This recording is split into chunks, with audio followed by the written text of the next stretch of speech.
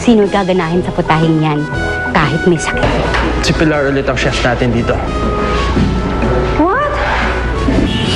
It's a miracle. Magaling ka na, Anthony. Maraming salamat sa pag-aalaga mo sa anak ko. Mula ngayon, ikaw na, Cardo, ang legal guardian ni Cookie.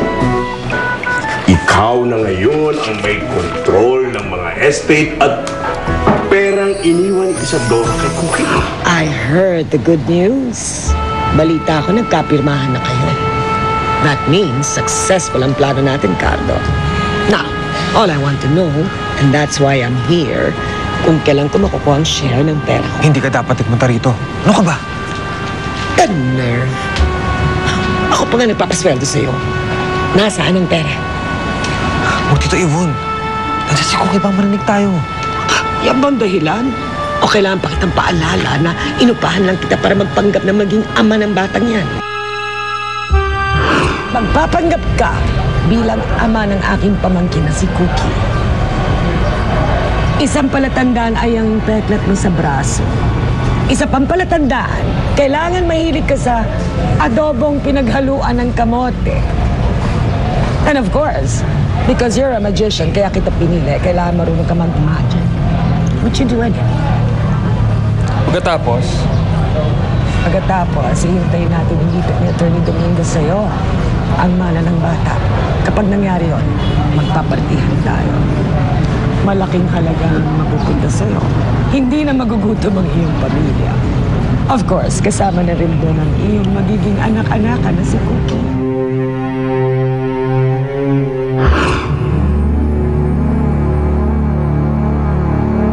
The trees are beautiful and the river is sparkling. Naalala ko tuloy yung probinsya natin sa Pagsanhan. May ilog din malapit sa bahay ni Chang Mercy. At malalago din... Cookie? Nakikinig ka ba sa kwento ko? Opo naman, Nanay Glenda. Sayang lang po kasi hindi naririnig ni tatay na binabasahan niyo kami. Kung puntahan ko po kaya muna siya. Ay, hindi. Ako na. Ako na titingin sa tatay. Ako na lang po, Nanay. Hindi na, Cookie. Ako na. Bakit po?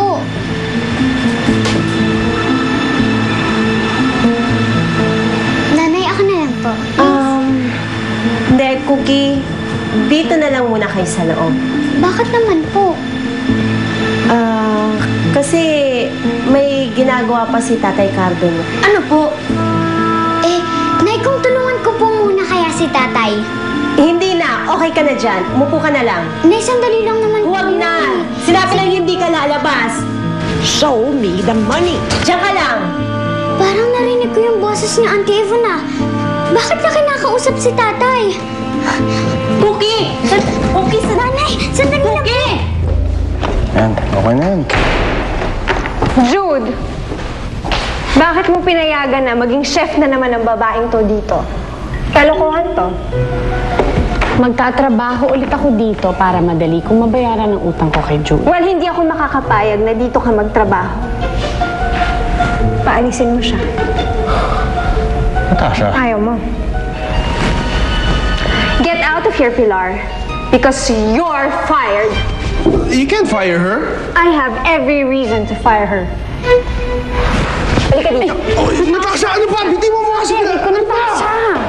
Jude, ano ka ba? O sige, ganito na lang. Mamili ka. Siya ang aalis o ako? Ikaw ang aalis, Natasha. Because you are the one who's fired. Kaya pwede ba huwag ka namang gugulo dito sa restaurant ko? Now, will you please get out of here? Fine. Natasha! Ano ba, Natasha? Ano ba? Natasha! Ano ba? Halika dito! You are gonna pay for this! You are gonna pay for this, dude! You're gonna pay for this! Auntie Ivon, ano pong ginagawa niyo dito? Bakit niyo po kinakausap yung tatay ko? Hello, my little princess. Kinukumusta lang naman kita sa tatay mo. Pwede ba? How are you? Umalis ka na. Huwag mo nang gulin si Cookie. Nananahimik na si Cookie dito. Pabayaan mo na siya. Bakit? Ginugulo ba kita, Cookie?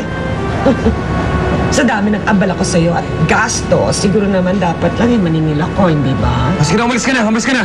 Pasok sa loob. Pasok sa loob. Bye-bye!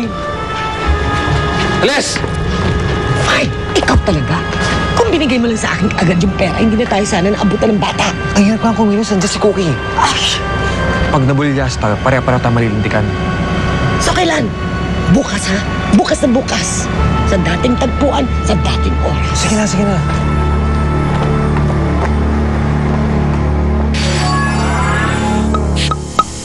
Bawat